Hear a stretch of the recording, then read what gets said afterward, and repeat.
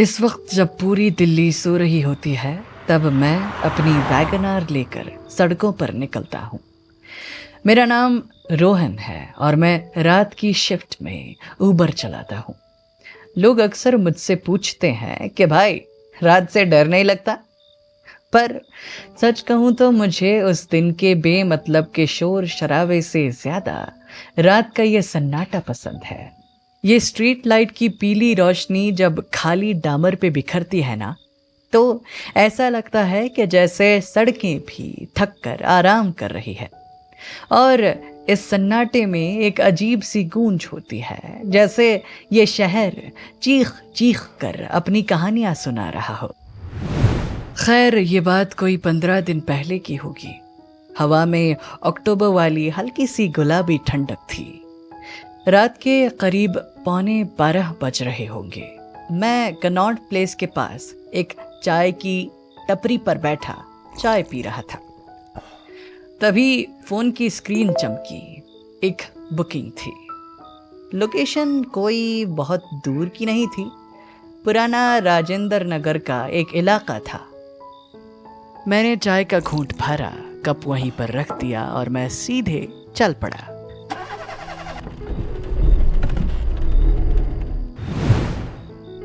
जब मैं उस लोकेशन पर पहुंचा तो वो बेहद पुरानी और संकरी गली थी। वहां बड़े बड़े नीम के पेड़ थे जो सड़कों पर परछाइयां बना रहे थे। बहुत ही डरावनी दिख रही थी वो परछाइयां। गली के एक पुराने जंग लगे गेट के पास एक बुजुर्ग खड़े थे। कमर थोड़ी सी झुकी हुई, सफेद पजामा और सफेद कमीज। उनके पैरों में एक पुरानी चमड़ी की चप्पल थी जो अक्सर हमारे दादाजी पहना करते हैं। उनके एक हाथ में एक छोटा सा पुराना लेदर का सूटकेस था जिसका रंग जगह जगह से उड़ चुका था। उन्हें देखकर लग रहा था कि वो शायद 80-82 साल के होंगे। चेहरे पर झुर्रियों का एक पूरा जाल था, लेकिन उन झुर्रियों के पीछे एक अजीब सा ठहराव और एक गरिमा थी।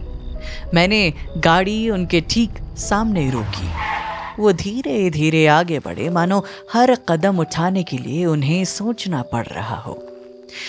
उन्होंने गाड़ी का पिछला दरवाजा खोला। दरवाजे के बंद होने की आवाज उस सुनी रात में बहुत दूर तक गूंज गई। वो चुपचाप बैठ गए। मैंने रियर व्यू मिरर से देखा। उनकी आंखें सीधे मेरी आंखों से मिल गई। गाड़ी के अंदर एक पुरानी किताब जैसी और एक अजीब से केवड़े जैसी महक भर गई थी। मैंने मीटर डाउन करने के लिए हाथ बढ़ाया ही था कि पीछे से एक आवाज आई। एक धीमी लेकिन बहुत साफ आवाज, बेटा। वो थोड़ा सा रुके, जैसे गला साफ कर रहे हो। आज रात तुम्हें मुझे 5 अलग अलग जगहों पर ले जाना है। सफर थोड़ा लंबा होगा, शायद तुम्हारी रात यहीं पर कट जाए। मैं तुम्हें इसके बदले 5,000 नकद दूंगा, लेकिन मेरी एक छोटी सी शर्त है। मैंने मिरर में देखते हुए पूछा, जी अंकल, बताइए। उन्होंने एक ठंडी सांस ली और बोले, जब तक हमारा ये सफर खत्म ना हो जाए, तुम मुझसे एक बार भी नहीं पूछोगे कि हम वहां पर क्यों जा रहे हैं, और ना ही मुझसे कोई और सवाल करोगे। क्या तुम्हें मंजूर है? सच कहूं तो एक पल के लिए मेरा माथा ठनका। रात का वक्त, एक अजनबी बुजुर्ग और एक ऐसी शर्त। पर उनके चेहरे की वो बेबसी और सच्चाई ने मुझे मना करने नहीं दिया। मैंने बस सिर हिला दिया। ठीक है अंकल, बताइए। उन्होंने एक पर्ची मेरी तरफ बढ़ाई जिनमें बहुत ही साफ शब्दों में लिखा था, करोल बाग का एक अंदरूनी इलाका। हम करीब 20 मिनट तक बिना कुछ बोले चलते रहे। गाड़ी में सिर्फ इंजन की हल्की सी घड़घड़ाहट थी। जब हम पहले पते तक पहुंचे तो वहां पर एक पुराना 2 मंजिला मकान था। मकान के चारों तरफ बड़ी बड़ी झाड़ियां उगाई थीं। दीवारों का प्लास्टर उखड़ चुका था और खिड़कियां टूटी हुई थी। वहां दूर दूर तक कोई रोशनी नहीं थी। पूरा मकान अंधेरे के मलबे पर डूबा हुआ था। मुझे लगा कि अंकल शायद गाड़ी से उतरेंगे, शायद उस घर के दरवाजे को खटखटाएंगे, लेकिन वो बस चुपचाप बैठे रहे। उन्होंने अपनी खिड़की का शीशा थोड़ा नीचे किया। रात की ठंडी हवा अंदर आई। वो उस अंधेरे और वीरान घर को एक टक से देख रहे थे। 5 मिनट, 10 मिनट, 15 मिनट गुजर गए। गाड़ी के डैशबोर्ड पर लगी घड़ी की टिक टिक की आवाज अब पूरी तरह से सुनाई दे रही थी। मैंने जब दोबारा मिरर में देखा तो मेरी रूह कांप गई। अंकल की आंखों से आंसू बह रहे थे। बिना कोई आवाज किए, बिना अपनी सिसकियों को बाहर लाए, वो बस रो रहे थे। उनके होंठ हल्के से कांप रहे थे, जैसे वो अपने घर को कुछ कहना चाहते हो। शायद वो उनका बचपन का घर था, या शायद वो घर में उनके अपनों की हंसी गूंजती थी, जो अब खामोशी में बदल चुकी है। उन्होंने जेब से एक पुराना सूती रुमाल निकाला और अपनी आंखों को पोंछने लगे। उन्होंने बहुत भारी आवाज में कहा, चलो बेटा, अगले पते पर। दूसरा पड़ाव था एक सरकारी स्कूल। जब हम वहां पहुंचे तो रात का 1:30 बज चुका था। स्कूल का वो बड़ा सा लोहे का गेट बंद था और अंदर का बड़ा मैदान बिल्कुल सुनसान था। लेकिन इस बार अंकल के चेहरे से रोना गायब था। उनके चेहरे पर एक अजीब सी शांति थी। इस बार वो अपनी गाड़ी से उतरे। उन्होंने बहुत धीरे से दरवाज़ा बंद किया, जैसे उस स्कूल की खामोशी को डिस्टर्ब ना करना चाहते हो। वो चलते हुए गेट के पास गए। मैंने गाड़ी की हेडलाइट्स ऑन की थी ताकि उन्हें रास्ता दिखता रहे। मैदान के एक कोने में बच्चों का एक पुराना झूला था, जिसमें अब जंग लग चुकी थी। अंकल उस बंद गेट के किनारे से स्कूल के अंदर चले गए और जाकर उस छोटे से झूले पर बैठ गए। एक 80 साल का बुजुर्ग रात के घने अंधेरे में उस झूले पर बैठा था। वो अपने हाथों से उस झूले की जंजीर को सहला रहे थे, मानो वो अपनी पुरानी यादों को, किसी पुरानी छुअन को याद करने की कोशिश कर रहे हो। वो करीब आधा घंटा वहीं रहे। जब वापस आकर गाड़ी में बैठे तो उन्होंने खुद ही कहा, मैं यहाँ पर टीचर था बेटा।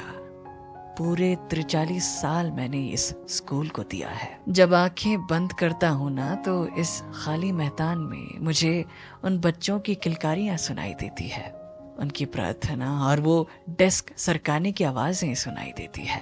उनकी आवाज़ में एक गर्व था जो एक शिक्षक के आवाज़ में ही होती है। तीसरा स्टॉप पहाड़गंज की एक पुरानी गली में था। एक पुराना कैफे जिसका नाम धुंधला हो चुका था। जाहिर है रात के 2:30 बजे वो कैफे बंद था।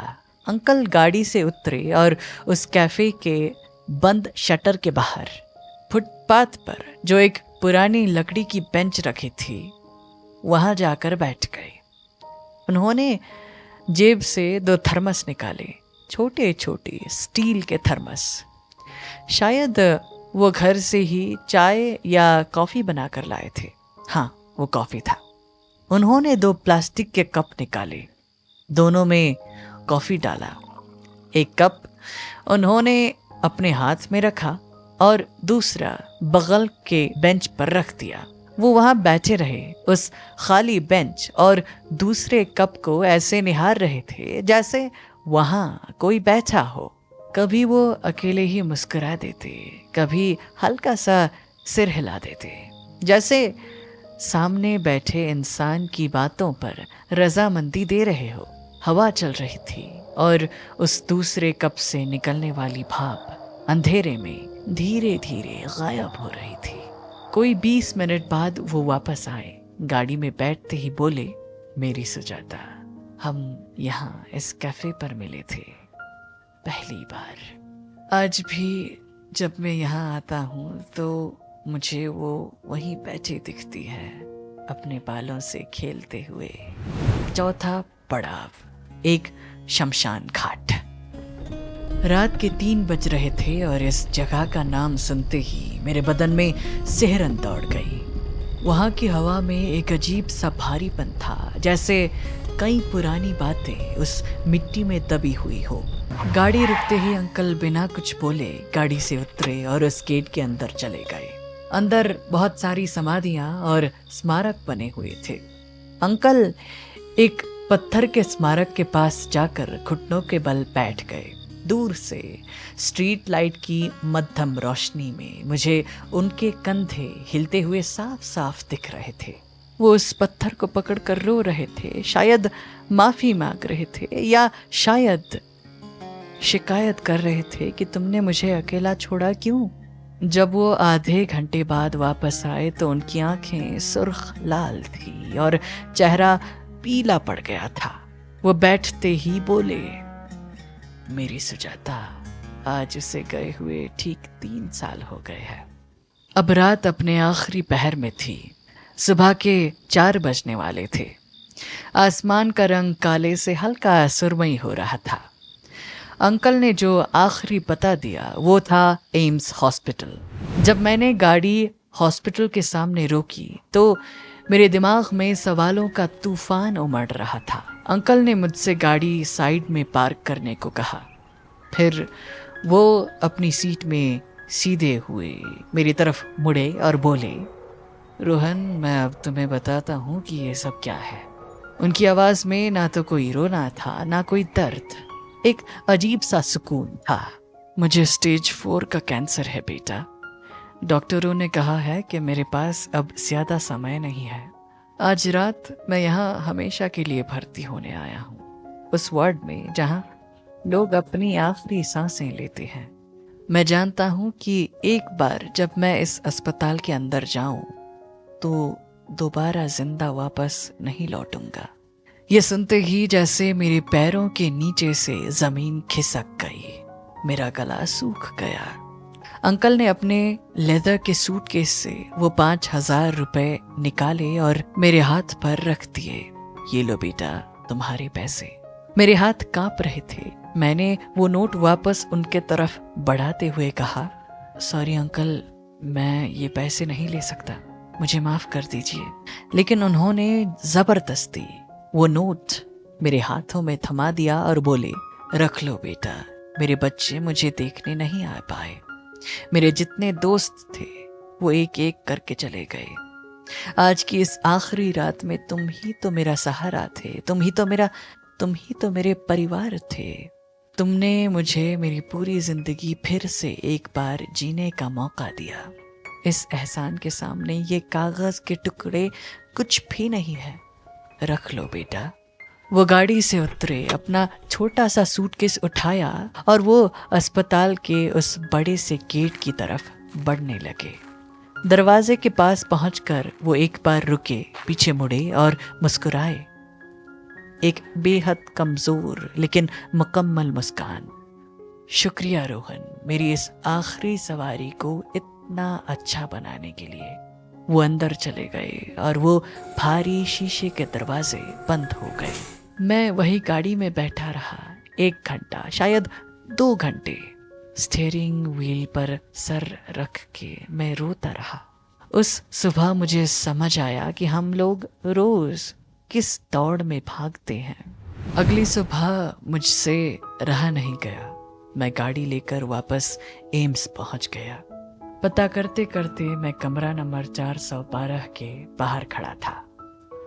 अंदर गया तो शास्त्री जी, हाँ उनका नाम आनंद शास्त्री था, वो बेड पर लेटे हुए थे।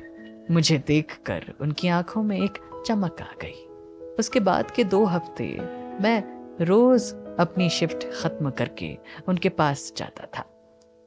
कभी हम घंटों चुपचाप बैठे रहते, कभी वो अपनी जवानी के, अपने कॉलेज के किस्से सुनाते।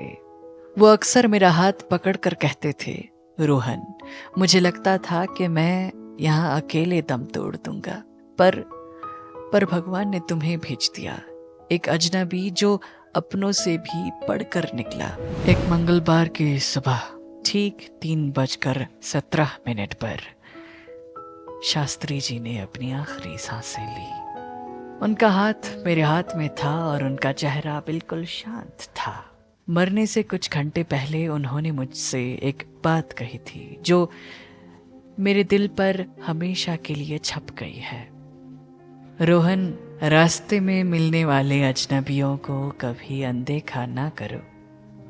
हर इंसान बाहर से जैसा भी दिखे, अंदर एक बहुत भारी लड़ाई लड़ रहा होता है।